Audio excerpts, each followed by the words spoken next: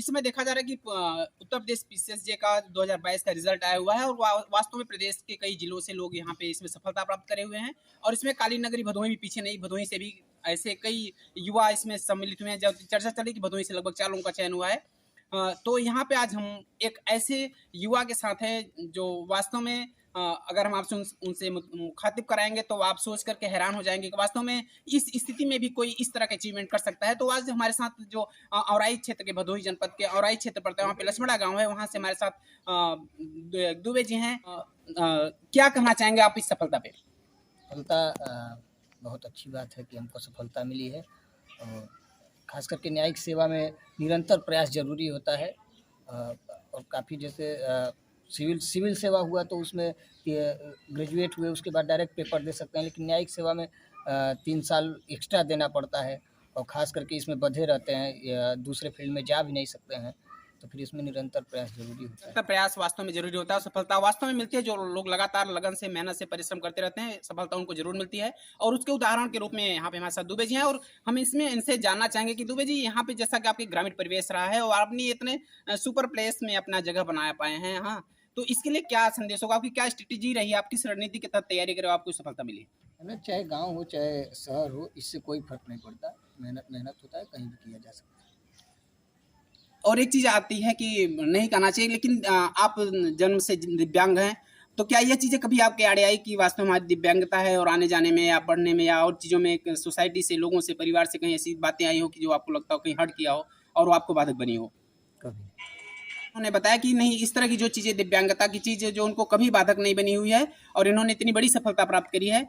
तो यह एक वास्तव में मिसाल है पूरे समाज के लिए, पूरे जनपद के लिए, खास करके लक्ष्मणा गांव वालों के लिए, यहाँ के युवाओं के लिए, कि वास्तव में लोग सीख सकते हैं कि लोग बहाना करते हैं कि हमारे पास गरीबी है, हमारे पास समस्या है, हमारे पास संसाधन नहीं है, लेकिन एक उदाहरण के रूप में हमारे साथ प्रस्तुत हैं जो एक बड़ा मिसाल पेश कर रहे हैं कि वास्तव में कोई चीज़ नहीं, अगर हम लगातार मेहनत कर रहे हैं, लगातार हमारी मानसिकता बनी हुई है, हम अपने लक्ष्य की तरफ एकदम, हमारा टारगेट डिक्लेयर है, तो हम जरूर सफल होते हैं। तो यहाँ पे इसके उदाहरण हैं। तो यहाँ पे अगर बात की जाए कि जैसा आपका पारिवारिक परिवेश रहा है, आपके पिताजी एक एडवोकेट रहे हैं और यहाँ पे जिला में एक वकील के रूप में काम कर रहे हैं, तो क्या आपको यह चीज़ कभी आड़े आई क्या कि हाँ, पैसे की कमी या इस तरह की कोई दिक्कत है?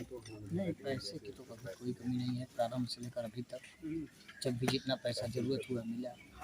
तो वो कौन सी ऐसी रणनीति है कि जिसमें वास्तव में अगर आप लोगों को बताएं कि इस तरह की पढ़ाई करें या इस तरह तैयारी करें तो हम सफल हो सकते हैं? अच्छा, पहली बात तो दूसरों के अनुसार अपना टारगेट ना, अपना टारगेट अपने हिसाब से हो, जिस क्षेत्र में आप कर सकते हैं और जिसमें आपकी इच्छा हो उसमें प्रयास किया जाए और प्रयास लगातार करते रहना चाहिए और कठिन रूप से करना चाहिए। लोग प्रयास तो करते हैं लेकिन कठिनता के साथ प्रयास नहीं करते, केवल दिखावटी या फॉर्मेलिटी करते हैं, तो इसका रिजल्ट आता है जो लोगों के सामने होता है। तो यहाँ एक चीज़ और है कि दुबे जी, आपके 2 भाई आपसे छोटे हैं जो अभी तैयारी कर रहे हैं, एक पॉलिटेक्निक और एक अभी बीएससी, तो उनको आप किस रूट पे ले जाना चाहिए? उनके लिए क्या आप दिशा निर्देश होगा कि वो भी बढ़िया कर पाएँ?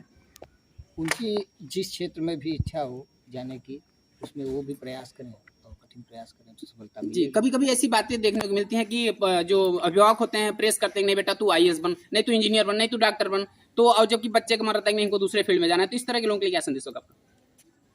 पहली बात तो क्या बनना है क्या नहीं बनना है व्यक्ति को खुद ही डिसाइड करना चाहिए और अभिभावक या फिर गार्जियन जो हो वो केवल एक मार्गदर्शक के रूप में काम कर सकते हैं, न तो आपको चुनौती देंगे कि आप ये करिए, तो चुनौती देंगे तो उस हिसाब से काम नहीं जब तक आप खुद नहीं। तो आप न्यायिक क्षेत्र में अब शीघ्र ही पद को आसीन करेंगे, आपका सिलेक्शन हो ही गया है। तो जैसे अभी क्या लगता है कि वास्तव में जो आज न्याय प्रणाली अपने समाज की, अपने यहाँ सिस्टम बना हुआ है, तो इसमें कहीं लगता है क्या कुछ इसमें सुधार हो, तो जैसे कि और आधुनिकता की तरफ भारत बढ़े और बढ़िया न्याय प्रणाली हो सके? हाँ, न्याय प्रणाली डिजिटल होनी चाहिए, सब कुछ कागजों पर नहीं होना चाहिए और न्यायिक प्रक्रिया में तेज़ी भी आनी चाहिए और न्याय होना ही नहीं चाहिए, दिखना भी चाहिए कि न्याय वास्तव में हुआ है। जो मुकदमा 10 साल में होना चाहिए, फिर 2 साल में, 1 साल में पूरा होना चाहिए, उसको 20-30 साल, 2-3 पीढ़ी तक चलना भी न्याय प्रक्रिया में जरूरी है।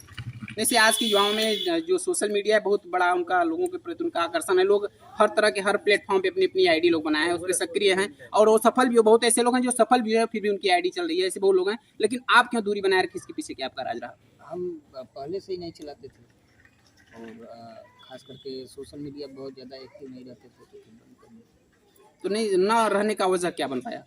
कुछ नहीं, बस चलाने का मन नहीं करता था सोशल मीडिया। और एक चीज़ सुनने में मिला है कि आप क्रिकेट के बहुत माहिर खिलाड़ी रहे हैं। आपको बीएचयू से भी आपको सर्टिफिकेट मिला हुआ है। आपके ग्रामीणों से भी बात हुई तो आपका काफ़ी लोगों ने चर्चा करी कि वास्तव में बहुत आप ऑलराउंडर हैं। जैसे कहा कि पढ़ाई में ऑलराउंडर आप फर्स्ट रहे हुए हैं। चाहे हाई स्कूल की बात की जाए, चाहे इंटर की बात की जाए, चाहे ऑलराउंडर आप फर्स्ट रहे हैं। आपका हर जगह 60% के ऊपर मार्क्स रहा हुआ है। तो ऐसे आप क्रिकेट में भी, गाँव में भी देखा गया, बीएचयू में भी आपको जो सर्टिफिकेट मिला हुआ है फर्स्ट है, तो इसके पीछे कैसी रणनीति रही कि आप खेल में भी अव्वल और इस परीक्षा में भी अव्वल? बस खेलना है, खेलते रहते थे गाँव वालों के साथ, उसमें जो हो जाता था हुआ हुआ जो बस यूं ही सर्टिफिकेट मिल गया बीएचयू से? नहीं, खेलना है, खेलते रहते थे, अब खेलने पर सर्टिफिकेट मिल गया, अब इसमें कोई विशेषता नहीं। तो जिस तरह देखा जाता है कि बच्चे घर के गार्जियन लोगों को डांटते हैं, बेटा तो मत खेल, ज्यादा मत खेल, पढ़, इस तरह खेलने से लोग अवॉइड करवाते हैं। तो क्या वास्तव में हमारे सफलता में खेल का या इस तरह की चीजों का भी कहीं न कहीं समावेश होना चाहिए? बहुत महत्व है। केवल पढ़ करके थोड़ी पढ़ाई, 1 घंटा लगे 100 घंटा, खेल भी पढ़ाई है। खेल भी पढ़ाई है। आपने कहा कि खेल भी पढ़ाई, वास्तव में केवल पढ़ करके सफल नहीं हो सकते। वास्तव में खेलना भी जरूरी है, क्योंकि वो मानसिकता के लिए, मानसिक विकास के लिए खेल भी बहुत जरूरी है। तो अंत में आप लोगों के लिए क्या संदेश देना चाहेंगे दुबे जी? उनका